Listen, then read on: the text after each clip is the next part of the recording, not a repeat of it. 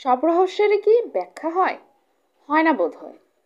তাই পৃথিবীতে এমন কিছু ঘটনা ঘটে যার কোনো ব্যাখ্যা বিজ্ঞান আজ পর্যন্ত দিতে পারেনি।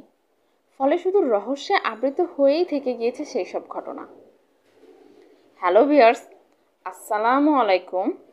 আপনারা শুনছেন রহস্যে ঘেরা পৃথিবীর রহস্যময় ঘটনা।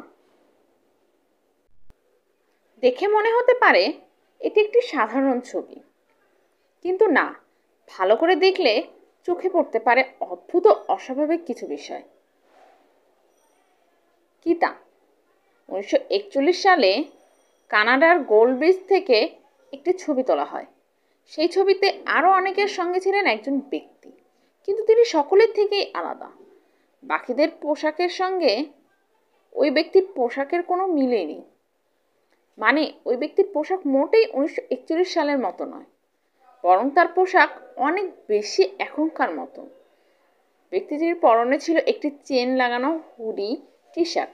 অবাক করার বিষয় এখানেই শেষ নয়, কারণ 1941 সালের ওই সময়ে মানুষের হাতে ছিল একটি ডিএসএলআর ক্যামেরা। কি করে এটা সম্ভব? ওই ছবির পর ব্যক্তিটিকে আর খুঁজে পাওয়া যায়নি।